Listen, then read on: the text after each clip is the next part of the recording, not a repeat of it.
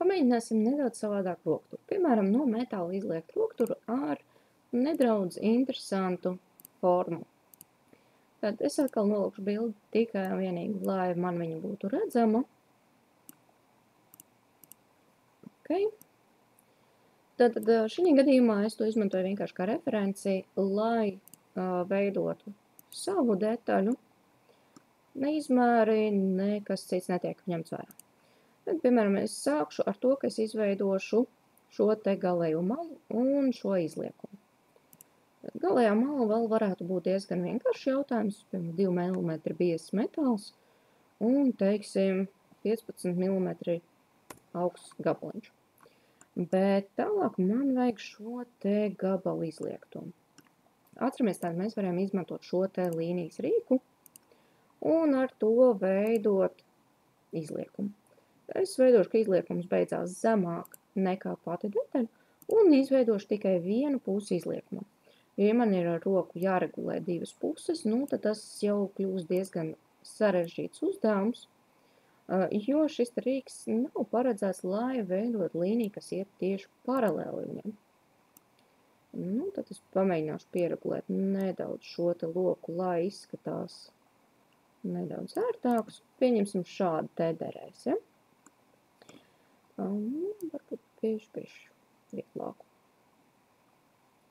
Tad man vajag vēl vienu tādu līniju, bet man vajadzētu, lai starpā ir 2 mm un tā diezgan akurāta, pēc, ka es pieņemu, ka es no kaut kādas plāksnes to darējušu, protams, beigās izliekumi būs jāpieliek kaut kas tam līdzīgs, bet, lai būtu gan tuvu, lai izskatītos, ka tas noiet plāksnes izliekts. Tātad es paņemu offset rīku, to pašu nobīdi, kas man bija, lai veidotu ar nobīdi caurumus vai detaļas, es izmantošu šai te līnijai, tikai tas ir atsevišķīgs. Un tad es varu vai nu vilkt, vai nu ierakstīt. Tad šī gadījumā skatāmies uzmanīgi, uz kuru pusi mīnus un uz kuru pusi plus. Ierakstām vienkārši to attālumu, ko mums vajag, un ok. Tad man izveidojās identiska līnija. Es viņu nevaru rediģēt, es varu pamainīt tikai kopā ar visu, vai pamēģināt pārvietot kādu punktu, bet tur nekas labs nesanāks no tā visu. Bet redzam, viņi saskārusies šeit ar figūru, bet te ir vaļā. Un tātad es paņemu rīku un ievelku atsevišķu vēl līniju. Ja gadījumā kādā galā neaiztaisās automātiski, tad uzvelkam arī tur līniju. Finish sketch un izvēlos abas daļas un ekstrūdu, piemēram, kādu 50 mm. Man izveidojas diezgan līdzīga detaļa. Mēs varam, protams, pārbaudīt ar bodijas, vai mums izveidojas viens ķermenis, jo gadījumā, ja mēs liekam līnijas, mēdz gadīties, ka šīs te virsmas vāra būtu nav līdz identiskam augstumam, vai, ja šeit uzreiz sākās izliekums, tad te parādīsies līnija. Man būtu arī skrūvu caurumi jāieliek, bet tas jau mums ir pazīstams process, tur mums nekā tāda traka nav. Ar to mēs varam salīdzinoši viegli tikt galā, izveidot skici, paskatīties, kā programma pati pagriež mūsu, kur pati grib, un ieliksim, piemēram, te 7 mm un vēl vienu 7 mm.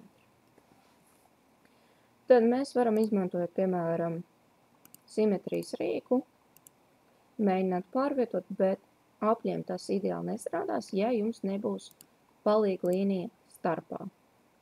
Ja jums būs palīga līnija, tad arī apļus jūs varat pārvietot tā, lai viņi atrodās simetriski. Redzam, pārlikās smuki. Par attālumu no sāniem, tur ir jāskatās, šobrīd es ieliku dažādos attālumos, mēs varam vēl joprojām pārvietot līdz ar to. Ir iespējams arī, protams, mēģināt šo te līniju nocentrēt, bet tādā gadījumā ir jāskatās, uz kuru parametru tad mums ir jātēmē. Mēs varam mēģināt šādā virzienā, bet uz vienkārši līniju, kas nestrādās, tādā virzienā strādās tikai un vienīgi uz objektiem. Līdz ar to šobrīd vienkārši uz acu paskatīšos, lai izskatās, ka ir pareizajā vietā. Un pamēģināsim izgriezt šos caurumus. Tad es vienkārši pavelku ar roku, tāpēc, ka caurumu gadījumā, kas iet cauri visai virsmai, nav nozīmes attālumam, kamēr šis attālums netraucē kādai citai virsmai. Redzam, ka caurumiņi sanāca. Tad tālāk mums vajadzētu tikt galā ar šo izliekumu, ka tur it kā ir jābūt apgrieztai malai. Lielākā problēma ar to būs, kurā vietā veidot skici. Šī gadījumā skici ir jāveido uz plaknes vai jāizveido papildus plakni. Pamēģināsim izveidot papildus plakni. Tātad šeit ir iespējams izveidot papildus plaknes, tādus pašus gabaliņus, kā šeit ir oranžie, un viņus var novietot dažādās vietās. Mēs pamēģināsim offset plane, paņemšu šo te virsmu kā atskaites punktu un no turienes vilkšu. Es vienkārši vēlos, lai šī plakne izveidot uz stūri. Tad es pavelku, nolieku, ok, un es tagad varu veidot skici ne tikai uz šīs virsmas, ne tikai uz sākotnējām plaknēm, bet arī uz šīs papildus plaknes.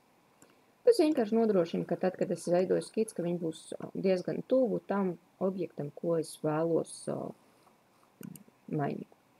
Un mēs varam uz acis pamēģināt izveidot apli. Skatāmies, ja šeit neveidojās gana liels, tad tomēr pabīdīsim nedaudz augstāku un mēģināsim trāpīt līdz ar maliņu. Ja nesanāk gadījumā līdz ar maliņu, mēs varam, protams, izveidot līniju un mēģināt visu piesaistīt pie konkrētās līnijas.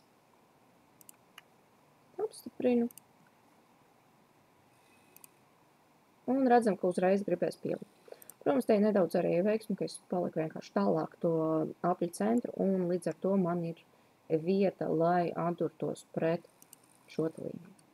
Tad es varētu apstiprināt, bet te ir tāda interesanta lieta, šis te aplis nenosēc visu. Kas nozīmē, ka man būtu nedaudz grūti tikt galā ar griešanu, jo mēs varam griezt, kur pārklājas objektu, mēs varam griezt, kur nepārklājas objektu, un mēs varam griezt vienkārši tur, kur ir šis te aplītes, ja? Līdz ar to man šī vieta īsti nedara.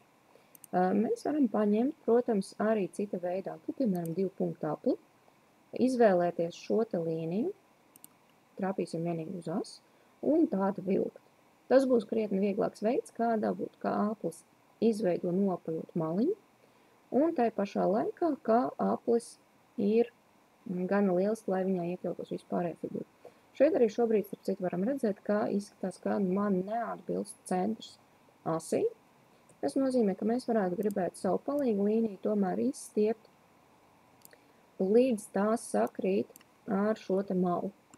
Jo nevienmēr visas figūras smuki pieliek pie jau esošu objektu, īpaši, ja fiziskā atrašanās vieta nav tieši uz virsmas. Tātad pastiepu savu palīgu līniju, un tagad palīgu līnijai parādās tāds jauns simbols, krustiņš ar blakus trīsstūri. Krustiņš ar blakus trīsstūri nozīmētu faktiski, ka mums šī vietā ir jābūt vidiņā.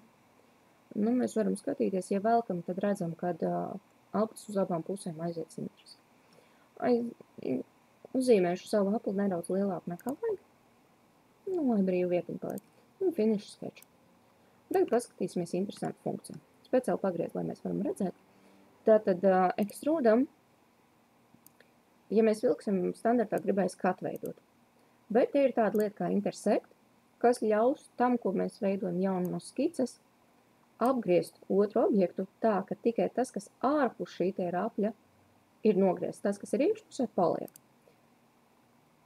Diemžēl pretējā virzienā tas ir krietni grūtāk izdarams, tas ar šīm te funkcijām nebūs. Tātad nospiežu OK, un man ir gatavs mans interesantais rokturis ar visu nogriezto kā aplis malu.